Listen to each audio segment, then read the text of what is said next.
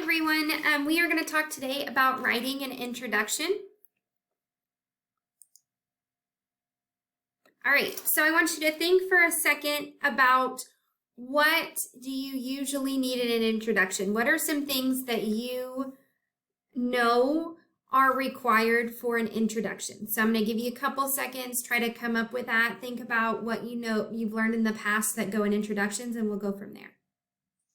All right, so there are 3 things that you have to have in an introduction. The first thing is going to be an attention grabber or a hook. So if you put that down, good job. That's going to be something that's going to bring somebody in and want to read your essay. The next thing you're going to need is a bridge or background. So that is going to connect ideas from your attention grabber and your hook to your thesis or claim. Okay, so a claim is going to be in an argumentative essay, and thesis is going to be an informational. So we're really looking at a thesis this time. All right, so let's talk about hook and attention grabbers. Okay, so your first sentence sets the tone for the whole essay. So spend some time on writing an effective hook. Avoid long, dense sentences. Start with something clear, concise, and catchy that will spark your reader's curiosity. The hook should lead the reader into your essay, giving a sense of the topic you're writing about and why it's interesting. Avoid overly broad claims or plain statements of fact. So here are some ideas on what you could use as a hook or an attention grabber.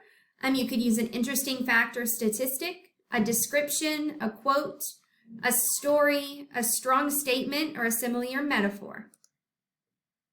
All right, so we're going to look at these and determine which hook is better.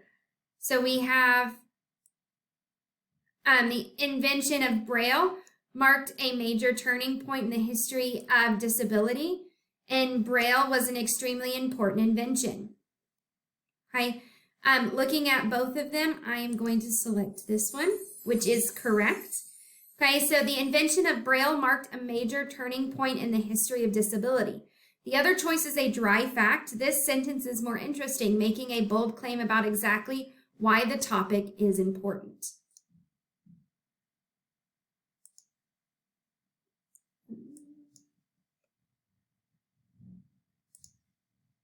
All right, so here is another hook. We're going to determine which one's better. The internet is defined as a global computer network providing a variety of information and communication facilities.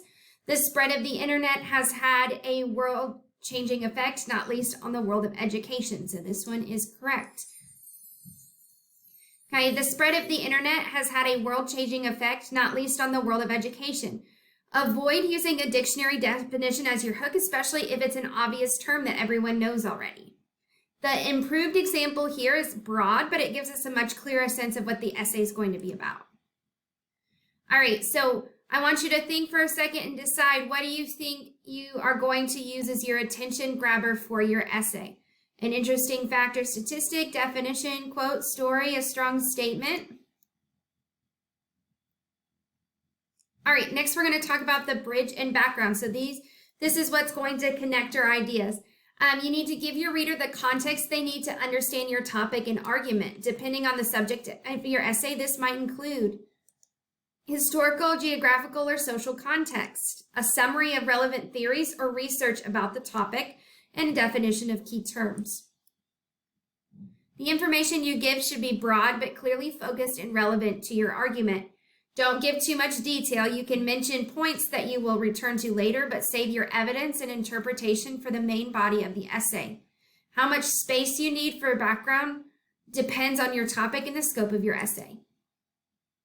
So here's an example, background information. The writing systems of raised dots, widely used today by blind and visually impaired people, was developed by Louis Braille in 19th century France. The idea of tactile reading was not entirely new. Braille adapted and simplified existing methods, but his was the first writing system designed specifically for blind people's needs.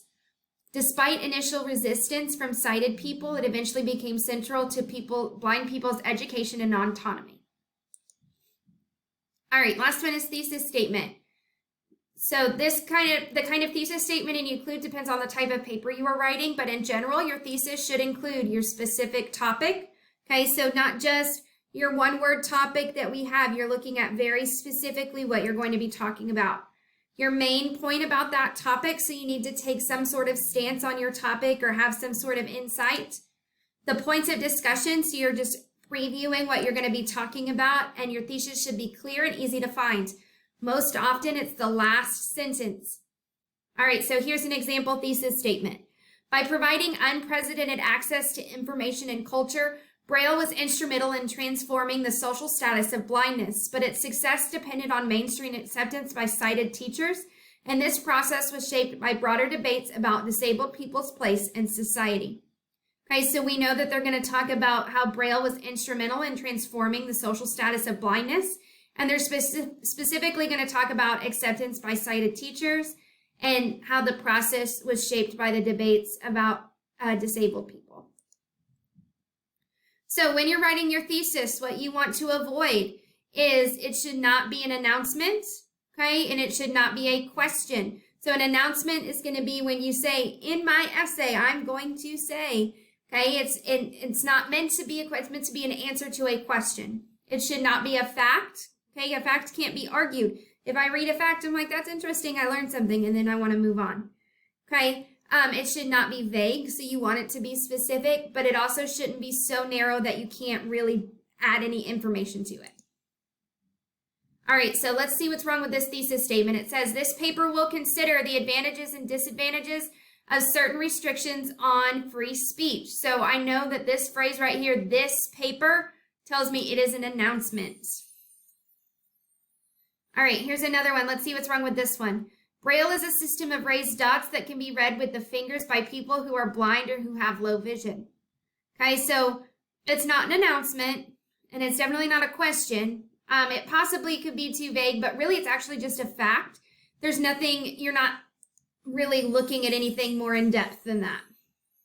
All right, so here is an example of an introduction that is well written. So it says, throughout the 20th century, our views of life on other planets have drastically changed. It was once thought to be an impossibility, as all we had seen of space showed us a barren landscape unfit for anything we would recognize as life.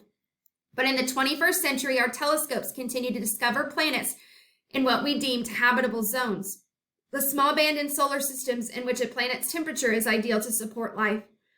A planet's temperature is ideal to support life. I think I just read that twice. Planets such as the newly discovered planet Koi 172.02 may hold the key to discovering life outside of Earth. All right, so we have our hook here, we've got our bridge, and then at the end we have our specific thesis statement that lets us know what the essay is going to be about.